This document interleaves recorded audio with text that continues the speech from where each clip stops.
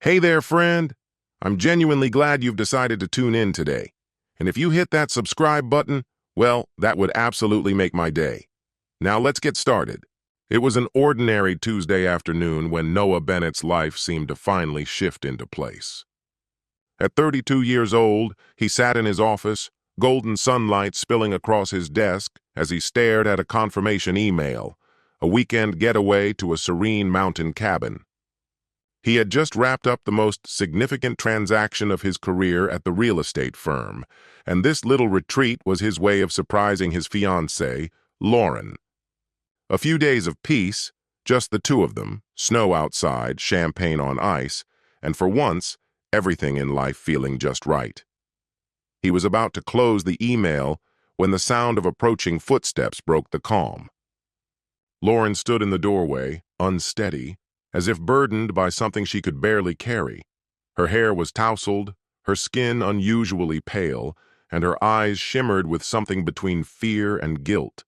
Noah's stomach knotted, but he kept his voice even.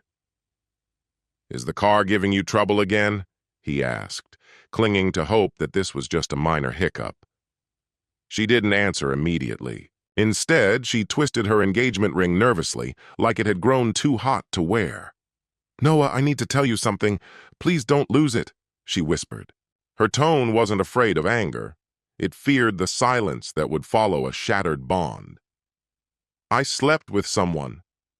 The words dropped like feathers, soft, but heavy enough to crush. Noah didn't blink. His voice remained calm. "Who was it?" The question hit harder than any scream. She hesitated, then replied, voice cracking, "It was a mistake. I wasn't thinking. It meant nothing." "Who?" he asked again, now cold and distant. A sob caught in her throat. "Trevor." Silence crashed in. That name, Trevor, struck like a stone through stained glass.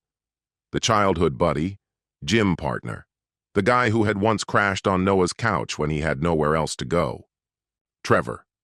The same man Noah had lent $2,000 without a second thought. Noah didn't yell. He didn't break things. He simply walked into the living room, where Trevor lounged with a game controller in hand, utterly unaware. "You've got 5 minutes. Both of you. Out." Trevor stood, startled. "Wait, man. What?" Lauren stumbled into the hall, grabbing a coat, her tears now bordering on theatrics. "This is my home, too." "No, it's not. I owned it before you ever stepped inside," Noah replied with chilling calm. "You were welcome here. That welcome's expired." By the 5-minute mark, they stood on the front lawn.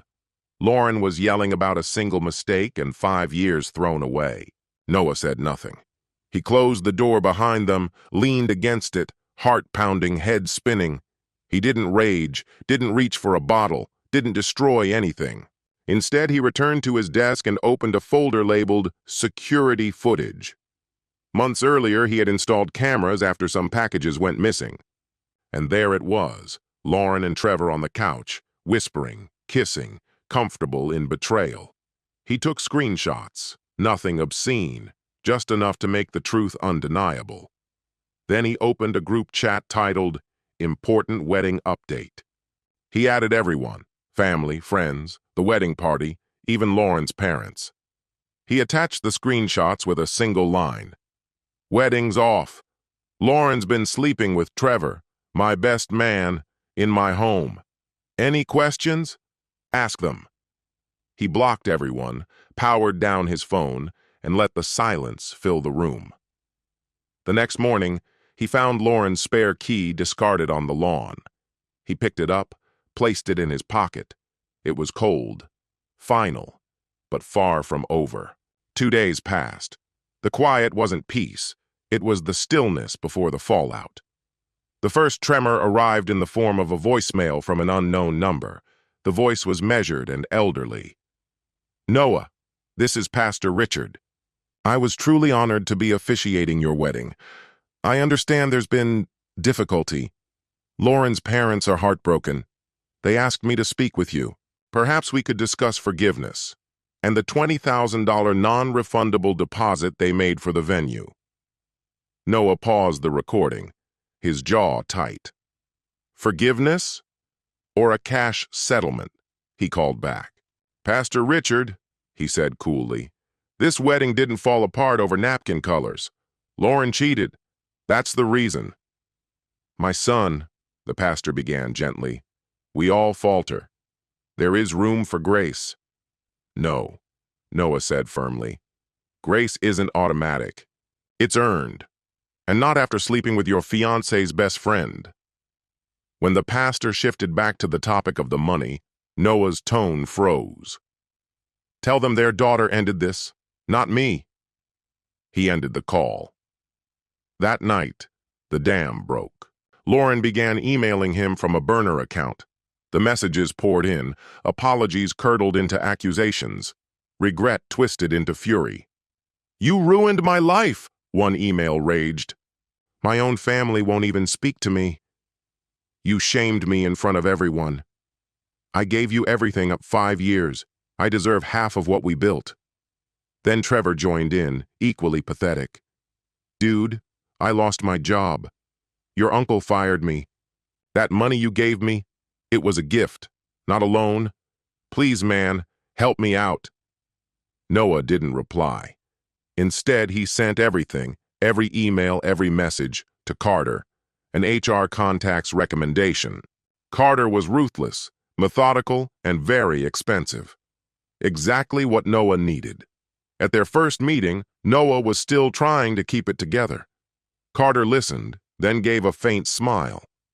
Good, you're angry. That's useful. But we won't brawl. We'll operate, clean and sharp. A few days later, Lauren's attorneys sent over a claim. Common law marriage, demands for assets, accounts, emotional damages. Carter read the letter once, chuckled, and began writing his reply. It was precise and devastating. A detailed list proving everything Noah owned was in his name. He warned that any trial would include HD video and time-stamped records, all public. But Lauren's side didn't retreat. They doubled down. Then came the GoFundMe. Help us heal from betrayal. Their version painted Noah as the villain, heartless, domineering, Trevor the misunderstood friend, Lauren, a broken soul seeking recovery. Their goal, $10,000. They raised $350. Noah didn't rant. He didn't retaliate. Instead, he donated a small amount himself, then left a single comment with a Dropbox link, filled with evidence, images, footage, chat logs, cold, clean facts. An hour later, the fundraiser was gone. His comment deleted, account blocked. Still, Noah didn't wade into their drama. He didn't need to. Trevor and Lauren could cling to deception. But Noah? He had something they would never regain, the truth, and the strength to stand on it. Honesty, and Doris Lauren's aunt, Doris Whitman, her dad's older sister, wasn't one to pad the truth. At a past Thanksgiving, she looked Lauren dead in the eye and warned, "If you ever break a good man, I'll find out." Her words didn't come wrapped in kindness. They were cold steel. Noah's fingers trembled slightly as he tapped out her number. "Doris?" he said when she picked up. "It's Noah." A pause. Her voice was wary. "People are talking." "I figured," he replied. "But I want you to see something yourself. I'm not asking for sides, just a look." He sent her a Dropbox link. Inside were organized receipts and records. A thread of texts from Lauren, Venmo logs proving Trevor owed him $2,000, a voicemail from Pastor Richard, and the most damning proof, a short, silent clip. 30 seconds. Trevor and Lauren on a couch. Intimate, time-stamped, unambiguous. Noah waited. The hours crept by. Then, at last, an email pinged in his inbox. From Doris. "I'm sorry, they won't walk away from this untouched." Doris wasn't just persuaded. She mobilized. By the next morning, the Dropbox folder, complete with Doris's fierce commentary, was in the inboxes of nearly 60 people. Family, friends, church elders. She didn't hold back, called her brother spineless, declared Lauren a disgrace. She even CC'd Lauren's former mentor, the church women's group, and the wedding venue's coordinator, who, as it turned out, had already been hounded by Lauren's parents begging for a deposit refund. That evening, the GoFundMe vanished. Not because Noah filed a claim, because furious donors demanded refunds, livid at the deception. Noah's inbox lit up. Messages poured in, apologies, stunned friends expressing support, even a note from Trevor's mother. "I didn't raise him to do this. I'm truly sorry, Noah. You didn't deserve it."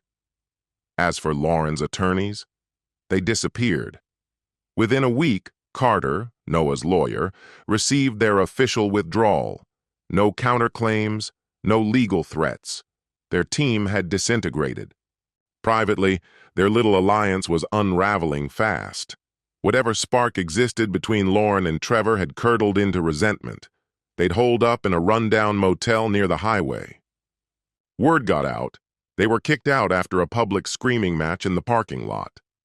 Trevor limped back to his parents' house, unemployed and humiliated. Lauren? Doris let her stay. But this wasn't mercy. It was a reckoning. She charged Lauren rent, forced her into a minimum wage job at the local hardware store, banned all social media.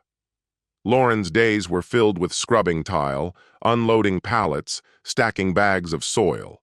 Her fingers were raw, her ego shattered, yet bitterness clung to her. Noah received one final message. "You made me a joke. You think you won? You destroyed my life." Noah didn't reply. He forwarded it to Carter, then smiled. Because this wasn't revenge. It wasn't about theatrics. It was about control. For the first time, Noah had reclaimed it. 3 months later, he stood on the balcony of his new condo overlooking the city. The old house, the one stained with betrayal, was sold. He didn't want echoes, didn't want rooms that remembered too much. This wasn't escape. It was reconstruction. That Friday, Carter called. "It's done," he said. "Trevor's legally responsible for the $2,000 and all court costs. He won't be able to sign a lease, apply for credit, or even renew his library card without your name popping up."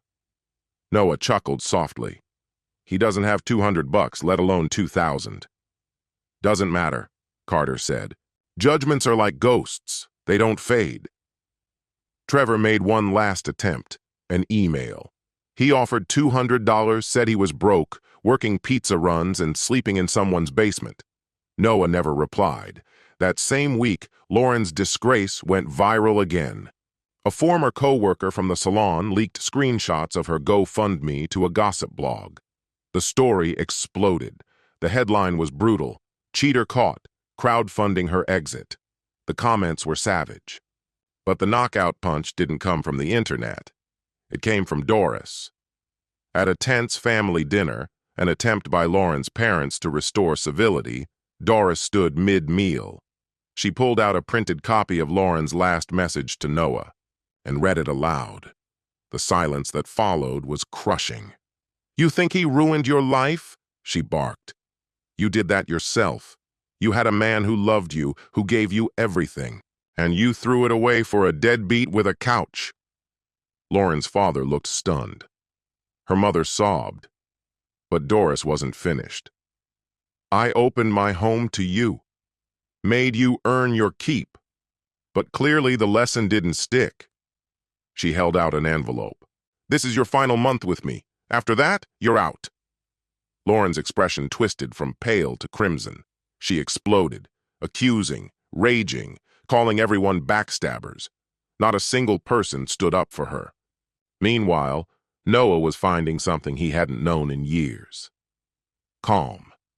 He took his first real vacation in a long time, an impromptu trip to Montana. He hiked, breathed in clean air, learned what silence sounded like when it wasn't concealing grief. He started therapy, reconnected with his sister, had dinners with old friends who had never once doubted him. One lazy afternoon, in a quiet cafe across town, he met someone new, Grace. Sharp, funny, unfiltered. They talked for hours. Books. Pain. past mistakes. She didn't see a man broken by betrayal. She saw someone whole, even with the cracks. Noah took his time. No rushing. No repeating old mistakes. He was building carefully this time. Piece by piece. 6 months later, life no longer felt like a fuse burning toward collapse. It felt steady, grounded. His new place wasn't extravagant, but it was full of light, warm, on a sleepy street where dogs were walked and mornings came softly. No furniture filled with memories, no voices from the past, just peace. Lauren never reached out again. Trevor had vanished from social media. The noise was gone. But in the quiet came a painful clarity, how much they'd truly stolen from him. Not just the betrayal, but the slow, invisible erosion before that. The emotional toll disguised as just how relationships are. All the giving, all the draining. That realization hit on a Tuesday. Random, mundane, at a grocery store across town. He stood in line, earbuds in, holding a bottle of wine and a bag of oranges, scrolling through his phone. Then he saw her, out of the corner of his eye. Lauren, in the frozen food aisle, hunched over a basket filled with dented cans and store-brand dinners. Her hair, once immaculately styled, now sagged in a loose knot at the base of her neck. Her nails, once carefully polished, were now bare, unadorned. There was something reduced about her presence, like life had worn her down at the edges. And then their eyes met.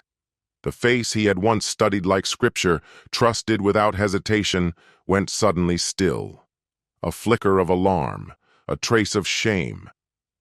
And then, recognition. It washed over her like a shock, and she quickly turned away. She pretended to examine the discounted dairy shelf, hands clumsily grasping a container of yogurt she clearly didn't intend to buy. Noah remained motionless, his grip tightening slightly around the neck of the wine bottle he held, not from rage, but reflection. 6 months ago, seeing her might have set him ablaze with fury and adrenaline. He'd have imagined grand speeches, perfect parting lines, some dramatic confrontation right there in aisle 7. But that urge was gone. No bitterness. No longing. Just stillness. She was a familiar face turned unfamiliar. Someone he used to know, now reduced to a stranger's outline. Quietly, without a word, he stepped away from the checkout queue, left his half-full cart behind, and walked out of the store. Later that night, back in his apartment, Noah reached for a small box tucked high on his closet shelf. Hidden among forgotten receipts and tangled cords lay an old key, its metal dulled and nicked. The same key Lauren had flung into the yard the day everything unraveled. He held it up, turning it slowly between his fingers, letting the light catch its worn edges. It felt cold, hollow, and yet, somehow, heavy. Not from utility, but from memory. That key once opened a door that no longer stood. It belonged to a chapter closed, to a version of himself long gone. Noah crossed to the kitchen window, cracked it open, and let the cool night breeze touch his face. Then, with a quiet flick, he let the key fall. It tumbled into the alley below, landing with a faint metallic clink. Subtle. Final. Gone.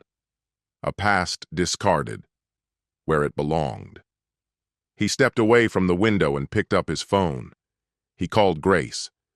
Tonight was their dinner. Nothing elaborate, just fresh pasta, a bottle of red, and that goofy romantic comedy she kept swearing he'd secretly enjoy. Noah wasn't all the way healed. He still wrestled with trust, with breathing easy.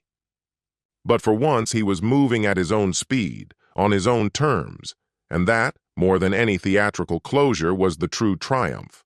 Not shaming someone in public, not a climactic showdown, just stillness, self-respect, peace, the kind that endures quietly, unshakably. Because real closure isn't about winning someone back. It's about realizing you don't need to. And that's where this story finds its quiet end. If something in these words spoke to you, We invite you to share your thoughts below. Thank you for being with us. And if this narrative moved you, consider exploring the rest of the channel. Until we meet again, take care.